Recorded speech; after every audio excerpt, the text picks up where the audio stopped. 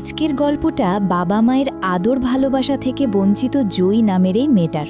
তো একদিন সে তার বাবা মাকে ঝগড়া করতে দেখে, আর তখন সে সেখানেই থাকা রান্নাঘরের দেয়াল ধরে হাঁটতে থাকে। তাকে দেখে মনে হচ্ছিল যেন দেয়াল ধরে ঝুলতে তার একটুও ভয় লাগছে না।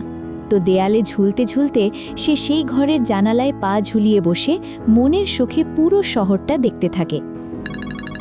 আর এরপর 20টা বছর কেটে যায়। জয়ী এখন অনেক বড় হয়ে গেছে। তো একদিন সকালবেলায় জয়ী ঘড়ি দেখে বুঝতে পারে সে অফিসে যেতে অলরেডি অনেক লেট করে ফেলেছে। তাই তাড়াহুড়ো করে বের হওয়ার সময় হঠাৎই তার কাছে একটা কল আসে। হ্যালো। তখনই সে জানতে পারে সে তার ভাই মাইকেলকে সে যেখানে রেখেছিল সেই সেন্টার থেকে তাকে বের করে দেয়া হচ্ছে। আর এই শুনে সে তক্ষুনি বাইক নিয়ে সেই সেন্টারে চলে যায়। মাইকেলকে এই সেন্টারে রাখার জন্য সেন্টারের প্রধানকে অনেকবার অনুরোধ করার পরেও সে তাকে রাখতে রাজি হয় না। জয়ী মূলত একজন এক্স আর্মি অফিসার। আসলে তার বাবা মা মারা যাবার পর সে তার ভাইকে দেখাশোনার জন্য নিজের চাকরিটাও ছেড়ে দেয়। তারপর সে এখন কোনো রকমে একটা কোম্পানিতে ক্লিনারের কাজ করে নিজের আর ভাইয়ের খরচ চালায়। তো যাই হোক, এইসব কথাবার্তার মাঝে জয়ীর অফিস থেকে বারবার ফোন আসতে থাকে, কারণ অলরেডি সে অনেক লেট করে ফেলেছে। কিন্তু তাড়াহুড়ো করে তারা বের হয়ে দেখে বাইকে স্টার্ট হচ্ছে না। তাই কোনো মতে দৌড়ে একটা বাসে উঠেই জয়ী তার ভাইকে নিয়ে অফিসে চলে যায়। তারপর জয়ী সেই অফিসের একজন স্টাফের কাছে তার ভাইকে রেখে নিজের ম্যানেজারের কাছে চলে যায়। অফিসে আসতে তার একটু দেরি হয়ে যাওয়ার জন্য ম্যানেজার তাকে প্রথমে ধমক দেয়, তারপর তাকে বলে আজকের মধ্যেই তাকে এই হোটেলের সব জানালা ক্লিন করে দিতে হবে, কারণ এই হোটেলে আজ একটা বড় মিটিং আছে আর তাতে অনেক বড় বড় গেস্ট আসতে চলেছে। যাই হোক, জয়ী এরপর সোজা ছাদে চলে যায় আর নিজেকে শক্ত করে দড়ি দিয়ে বেঁধে নিচের দিকে ঝুলে পড়ে। আসলে জয়ীর কাজটাই ছিল এই বিশাল টাওয়ারের বাইরের জানালাগুলো পরিষ্কার করা, মানে সে একজন প্রফেশনাল উইন্ডো ক্লিনার। তো জয়ী কাজ শুরু করার একটু পরেই সেখানে তার সহকর্মী নোয়াও তার পাশে কাজ করতে আসে। তবে নোয়া চাইছিল না আজ জয়ী কাজ করুক, কাল কিছুক্ষণ পরেই বিল্ডিংয়ের বড় একটা পার্টি শুরু হবে। কিন্তু জয়ীর তো এখন টাকার খুব দরকার, তাই সে ওভারটাইম করে হলেও তার ভাই মাইকেলের জন্য কিছু বাড়তি টাকা জোগাড় করতে চায়। ওদিকে মাইকেল তখন নিচে একা একা ঘুরছিল। ঠিক তখনই গার্ডরা নোটিস করে যে কিছু লোক সন্দেহজনকভাবে তাদের বিল্ডিংয়ের সামনে গাড়ি পার্ক করছে। কিন্তু কোনো ঝামেলা হওয়ার আগেই গার্ডরা তাদের সেখান থেকে তাড়িয়ে দেয়। আর এই সুযোগটা কাজে লাগিয়ে মাইকেল সবার চোখ ফাঁকি দিয়ে বিল্ডিংয়ের ভেতরে ঢুকে পড়ে। অন্যদিকে দেখা যায় এই হোটেলে আজ যে কোম্পানির মিটিং হওয়ার কথা আছে সেই কোম্পানির দুজন সিইও রন আর হ্যারি হোটেলের একটি ঘরের মধ্যে প্রেস কনফারেন্স করছে।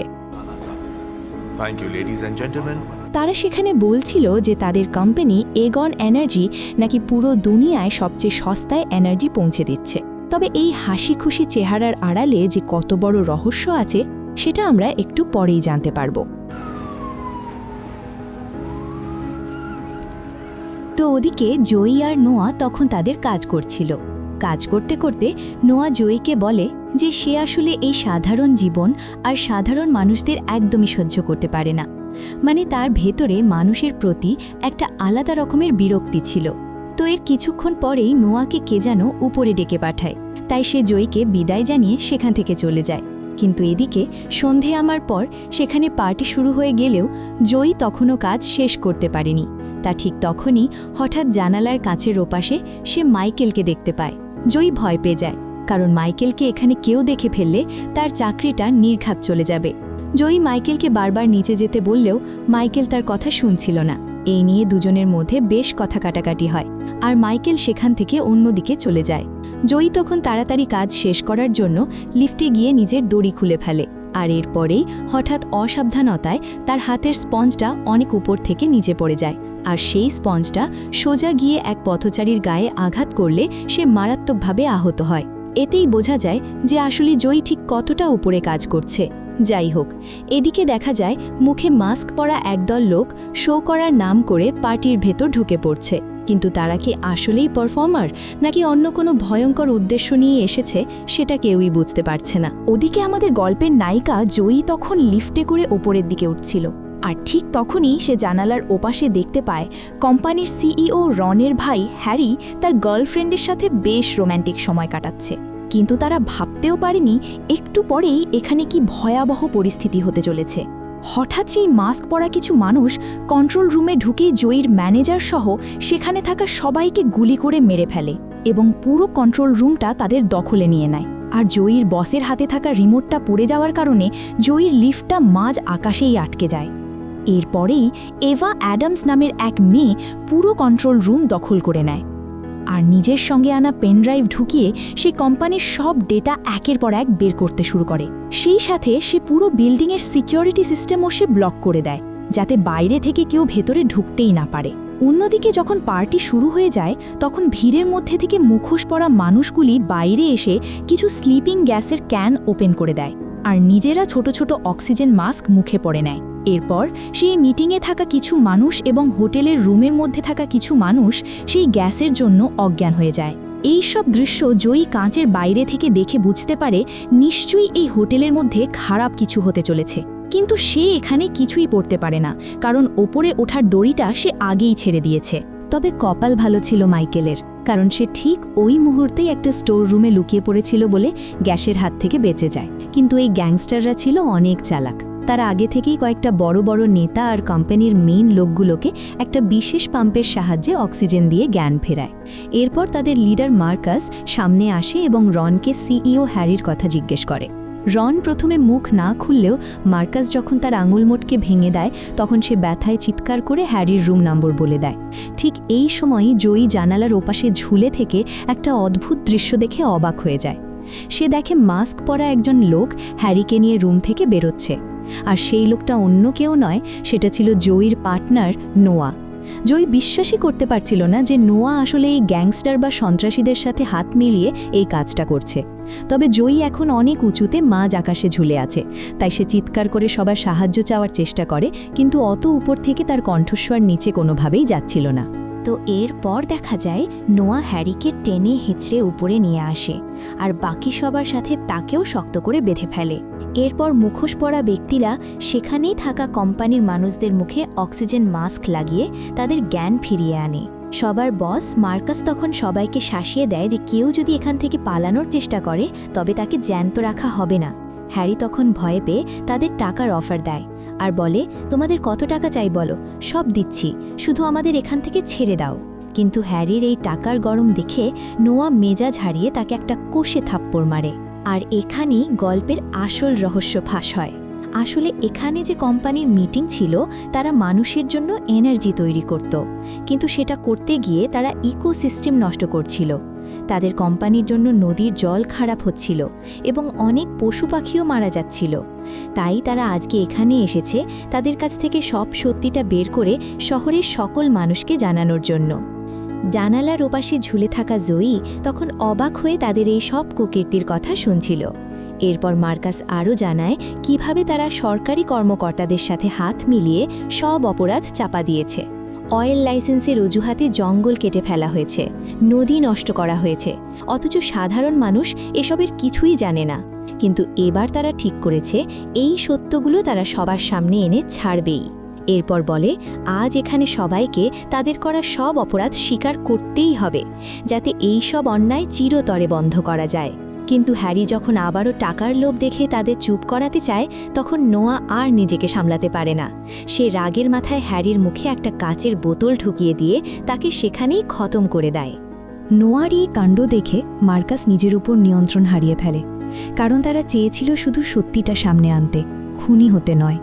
কিন্তু নোয়ার এই এক ভুলের কারণে তারা এখন সবাই ফেঁসে যেতে পারে। মার্কাস তখন নোয়াকে আর কোনো ঝামেলা না করার জন্য কড়াভাবে ওয়ার্নিং দেয়। এদিকে বাইরে ঝুলে থাকা জয়ী এই সুযোগে বুদ্ধি খাটিয়ে বিল্ডিংয়ের ওপর একটা SOS লিখে তাতে আগুন ধরিয়ে দেয়, যাতে পুলিশ এসে তাদের উদ্ধার করতে পারে। কিন্তু কন্ট্রোল রুমে থাকা এভাও বিষয়টা বুঝতে পেরে তাদের বসকে জয়ীর ব্যাপারে জানিয়ে দেয়। মার্কাস যখন জানতে পারে পুলিশ আসতে শুরু করেছে, সে তখনই তার লোকদের অর্ডার দেয় বাইরে থাকা সেই উইন্ডো ক্লিনার মানে জয়ীকে খুঁজে বের করতে। কারণ সেই ক্লিনারই এখন তাদের জন্য সবচেয়ে বড় ভয়ের কারণ হয়ে দাঁড়িয়েছে। তো এদিকে বিল্ডিংয়ের ভেতর যখন চরম হট্টগোল চলছে, তখন রন সুযোগ বুঝে সেখান থেকে পালানোর চেষ্টা করে, কিন্তু সন্ত্রাসীরা তাকে ধরে ফেলে প্রায় মেরেই ফেলছিল। ঠিক তখনই মার্কাস এসে তাদের থামিয়ে দেয়, কারণ রন ছিল তাদের এই পুরো প্ল্যানের একটা বিশাল অংশ। ওদিকে নোয়া জানালার বাইরে তাকিয়ে দেখে তার পার্টনার জয়ী তখনও মাঝ আকাশে লিফটে আটকে আছে। নোয়া তখন এভাকে বলে লিফটটা টেনে উপরে তুলতে। জয়ী যখন উপরে উঠছিল, সে বুঝতে পারে উপরে যাওয়া মানেই নিশ্চিত বিপদ, তাই সে বুদ্ধি খাটিয়ে তার কাছে থাকা স্ক্রুড্রাইভার দিয়ে লিফটের মেশিনটা জ্যাম করে দেয়, ফলে সে আবারও মাঝপথে আটকে যায়। এদিকে মার্কাস রনকে একটা রুমে নিয়ে গিয়ে আচ্ছা মতো ধোলাই দিয়ে চুপচাপ থাকার ওয়ার্নিং দেয়। আর ঠিক তখনই সেখানে নোয়া আসে। নোয়া ছিল প্রচণ্ড উগ্রমেজাজি। সে চাইছিল রনকে এখনই খতম করে দিতে, কিন্তু মার্কাস যখন তাকে বাধা দেয়, তখন নোয়া সবার সামনেই তার লিডার মার্কাসকে গুলি করে মেরে ফেলে। নোয়া বলে, মার্কাস, তুমি বরাবরের মতোই দুর্বল ছিলে। তুমি চেয়েছিলে এই অপরাধীদের শুধু জেলে পাঠাতে, কিন্তু আমি চাই এই শয়তানগুলোকে পৃথিবী থেকে চিরতরে মুছে ফেলতে। আসলে নোয়া আগে থেকেই মানুষকে ঘৃণা করত, আর এখন সে পুরো মিশনের দায়িত্ব নিজের হাতে তুলে নেয়। তার দলের যারা তাকে সমর্থন করছিল না, নোয়া একে একে তাদেরকেও মেরে ফেলে। এরপর এক ভয়ঙ্কর দৃশ্য দেখা যায়। নোয়া মার্কাসের মৃতদেহটা জানালা দিয়ে নিচে ফেলে দেয়, আর সেই লাশটা গিয়ে পড়ে সরাসরি জয়ীর লিফটের ওপর। ওদিকে নোয়া রনকে এমনভাবে জখম করে যেন সে আর পালাতে না পারে। এরপর নোয়া এভাকে দিয়ে জয়ীর ব্যাংক অ্যাকাউন্টে বিশাল অঙ্কের টাকা ট্রান্সফার করায়, যাতে পুলিশের চোখে জয়ীকে এই গ্যাংয়ের একজন সদস্য বানানো যায়। সবশেষে নোয়া জানালার কাছে এসে জয়ীর মুখোমুখি হয়। জয়ী ততক্ষণে মার্কাসের লাশের কাছ থেকে একটা বন্দুক জোগাড় করে ফেলেছে। নোয়া জয়ীটি বলে, তুমি একসময় আমার সবচেয়ে কাছের বন্ধু ছিলে, কিন্তু এখন তোমাকে আমার কথা মানতেই হবে, নাহলে আমি তোমার ভাইকে মেরে ফেলব। ভয়ে কাঁপতে কাঁপতে জয়ী জিজ্ঞেস করে তাকে কি করতে হবে। নোয়া তখন ঠান্ডা মাথায় বলে, তোমাকে নিচে কয়েক রাউন্ড গুলি চালাতে হবে। আর এরপর সে নিজেই পুলিশে ফোন করে জানায় এগনান টাওয়ারের বাইরে এক মহিলা গুলি চালিয়ে সবাইকে মারার চেষ্টা করছে। মানে নোয়া খুব সুকৌশলে জয়ীকে এই সব কিছুর মাস্টারমাইন্ড হিসেবে পুলিশের সামনে দাঁড় করিয়ে দেয়। তো এরপর ও পরিস্থিতির শিকার হয়ে জয়ী নিচের দিকে গুলি ছুঁড়তে শুরু করে। ঠিক তখনই একজন পুলিশ হেলিকপ্টারে করে একটি বন্দুক নিয়ে যখন জয়ীকে মারতে যায়, আর জয়ী তখন তার চোখের ইশারায় তাদের বিপদের ইঙ্গিত দিতে থাকে। ঠিক তখনই এই কেসটা হ্যান্ডেল করার জন্য সেখানে ড্যানি ড্যানিয়েলস নামের এক তুখোর অফিসার চলে আসে। সে জয়ীর ব্যাকগ্রাউন্ড চেক করে জানতে পারে যে জয়ী আসলে সাধারণ কেউ নয়, সে একজন এক্স মিলিটারি অফিসার। তার বাবা মা মারা যাওয়ার পর তার মানসিকভাবে অসুস্থ ভাইকে দেখাশোনার জন্যই সে চাকরি ছেড়ে দিয়ে এই ক্লিনিংয়ের কাজ শুরু করেছে। সব শুনে ড্যানির সঙ্গে সঙ্গে সিদ্ধান্ত নেয় এখনই জয়ীর ওপর আক্রমণ করা যাবে না, কারণ জয়ী যদি সত্যিই আক্রমণাত্মক হতো তাহলে মিলিটারি ট্রেনিংয়ের জোরে সে উপর থেকেই অনেক লোককে মেরে ফেলতে পারত। এদিকে মাঝ আকাশে ঝুলে থাকা জয়ী তখন মার্কাসের লাশের পকেট থেকে তার ফোনটা খুঁজে পায়, আর এরপরেই লিফটটা নড়ে ওঠায় মার্কাসের ডেড বডি সেখান থেকে নিচে পড়ে যায়। জয়ী সময় নষ্ট না করে সরাসরি পুলিশের এমার্জেন্সি নম্বরে কল দেয়, এবং সৌভাগ্যবশত তখন তার কথা হয় অফিসার ড্যানির সাথে। আর জয়ী তখন ড্যানিকে সমস্ত ঘটনা খুলে বলে, সেই সাথে বিল্ডিংয়ের ভেতর আটকে পড়া লোকদের যত দ্রুত সম্ভব উদ্ধার করতে বলে। সে আরও জানায় ভেতরে অনেক মানুষকে জিম্মি করে রাখা হয়েছে, আর সন্ত্রাসীরা জোর করে বড় বড় নেতাদের কাছ থেকে তাদের সব অপরাধের স্বীকারোক্তি রেকর্ড করাচ্ছে, যাতে সেই সব সত্য পরে সবার সামনে প্রকাশ করা যায়। নিচে থাকা পুলিশ যখন মার্কাসের আইডেন্টিটি চেক করে, তখন তারা জানতে পারে সে একজন নেচার অ্যাক্টিভিস্ট ছিল। সেখান থেকেই তারা নোয়া সহ বাকি টিমের হদিশ পায়। কিন্তু অদ্ভুত ব্যাপার হলো, মিডিয়াতে এই অ্যাট্যাক নিয়ে নিউজ হলেও এখন পর্যন্ত এই সন্ত্রাসীরা সরকারের কাছে কোনো মুক্তিপণ বা দাবি দাওয়া করেনি। আর ঠিক এই সময়ে নোয়া নিজের হাতে থাকা একটা বিশেষ ঘড়ির দিকে তাকায়। এটা মূলত এমন এক ডিজিটাল ঘড়ি যা পুরো বিল্ডিংয়ের বোমার সাথে কানেক্টেড ছিল।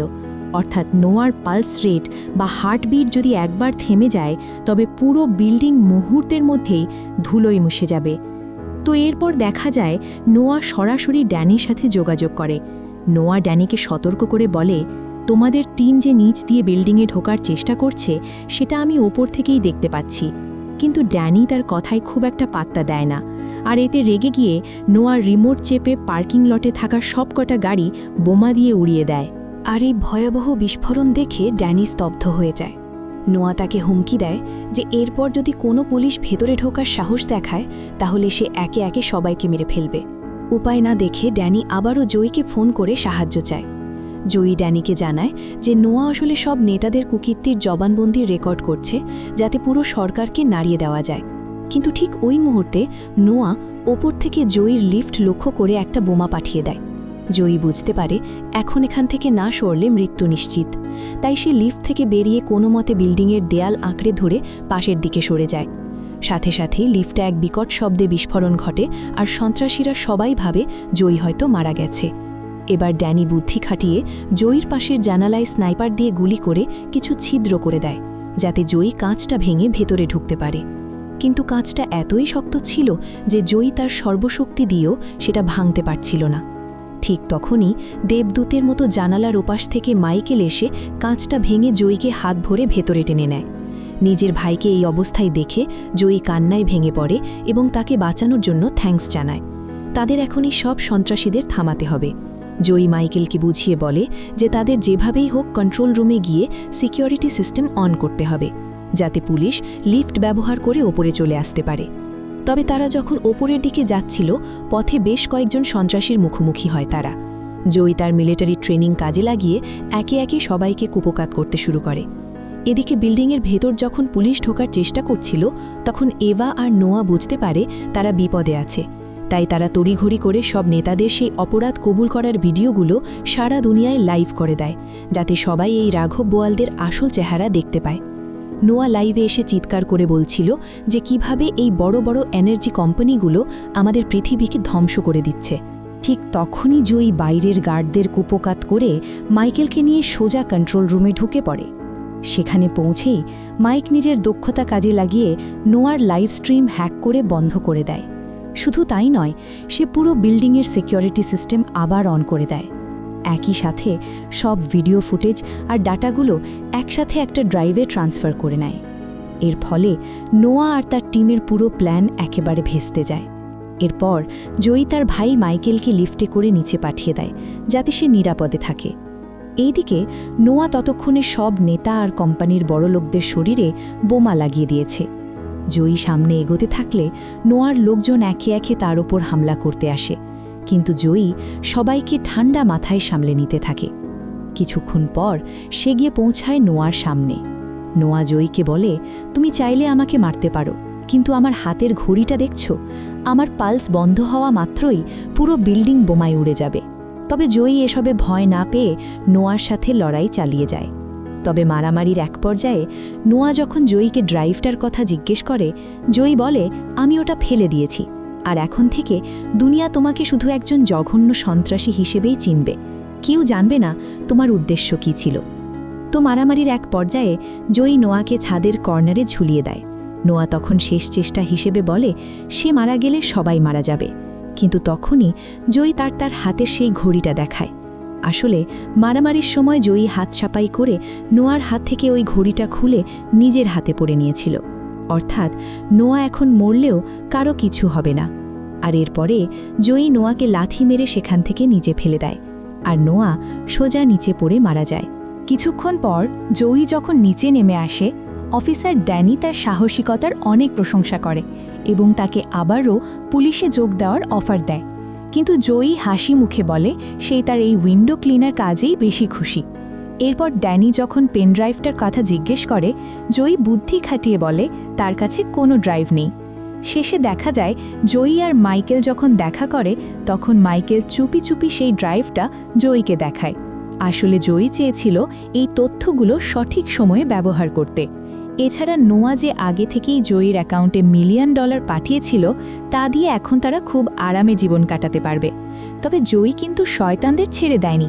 সে ড্রাইভের সব তথ্য মিডিয়ায় লিক করে দেয়, যার ফলে ওই অসাধু নেতা আর কোম্পানির মালিকদের জেল হয় এবং তাদের ফ্যাক্টরিগুলো বন্ধ করে দেওয়া হয়।